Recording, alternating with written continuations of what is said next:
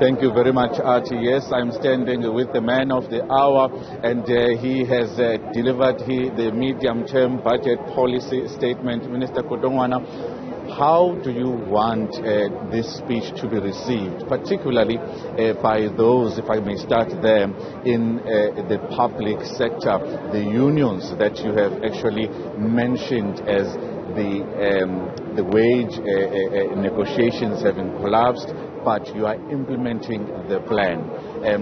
How do you expect them to respond to that? We have communicated to them that we've got constraints. I'm tabling the adjustment estimates. The law allows me specific times within which to change things. The 3% is above projected. We projected we had a 20.5 billion rand. The 3% is adding another 14 billion rand on the fiscals. So I've got to budget for it and also budget for the next financial year. I've got to show those numbers now. I don't rule out the possibility of negotiations. As I've said, I doubt if there's scope for further movement on the 3%. On the issue of e-tolls, a lot of people were expecting exactly what you did today, but there are caveats, there are underlinings about exactly how this is going to work with the Gauteng government. The implications are quite deep. How important is it that this plan that you have embarked upon to get rid of the gantries is actually implemented as is? I'm not getting rid of the gantries. I'm getting rid of the debt. I'm getting rid of the debt. Now, Gauteng has got to maintain the roads. What financial instruments they're going to use to maintain the roads is their business. They may then decide that they don't want the gantries, they're going to put it from their equitable share, that's fine. Or they're going to raise other revenues. Or they may decide to keep the gantries in order to collect a small amount for maintenance. So these things are still going to be decided between national and the provincial government? We've got an agreement. Let's talk about Eskom. A lot of people in the run-up to your speech today were talking about a real intervention being one where the National Treasury takes half of the Eskom debt. A lot of people are saying that this move is going to increase our debt to GDP ratio, and it doesn't put us on a good footing. What do you say to them? You know, it's a rock and a hard place. It's either you do it, in which case you may bump up your debt, your ratios, or you don't do it. Eskom collapses together with the sovereign. So we've got a hard and rock and a hard place. So we've got to do it. And secondly, we've got to do it because Eskom has got to have a strong balance sheet to finance growth moving forward.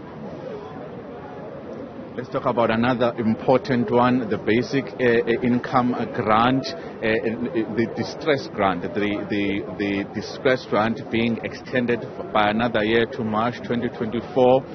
There are a lot of expectations to support, to offer more support for those who are most vulnerable. When it comes to making this a permanent feature, because people are saying it only costs 44 billion rands per year, what would it need to take? I've not discussed that. All that we are discussing at the moment is extension. Of course, the extension is for 1 year, but there are discussions about something to replace it, and what that something is, I don't know. In the light of that, we've penciled it over the MTF. That's where we stand at the moment. Any talks of a basic income grant that is much wider? No, there are talks in newspapers. We've not been conducted with that. There could be some committees in government that are talking about basic income grant. Let me just say, no one is opposed to basic income grant, by the way. The question is affordability, whether the economy can afford it. It's quite an interesting phenomenon if the economy could afford it. And the economy clearly can't afford it at this stage. At those growth numbers, the economy is not growing in such a manner that it can be able to provide us with the necessary revenue to fund most of these things. Ideally, we would like to fund.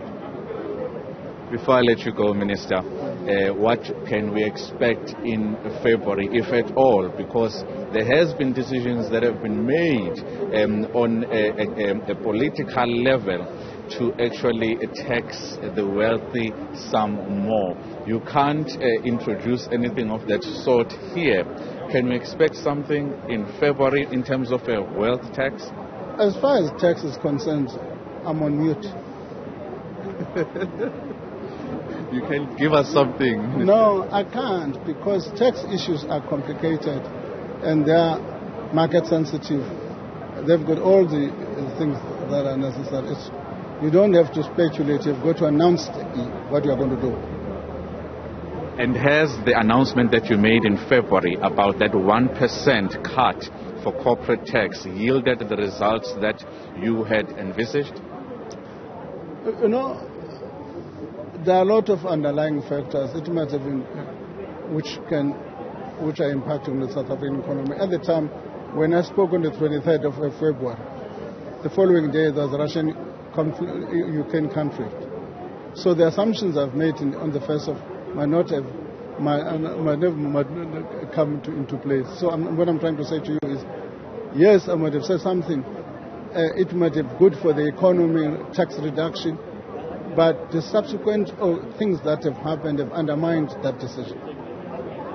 Minister Enoch Godongwana, thank you very much for your time. It is something that is quite important to note that when it comes to the tax issues, we might hear something in February, but as you said, he is mum.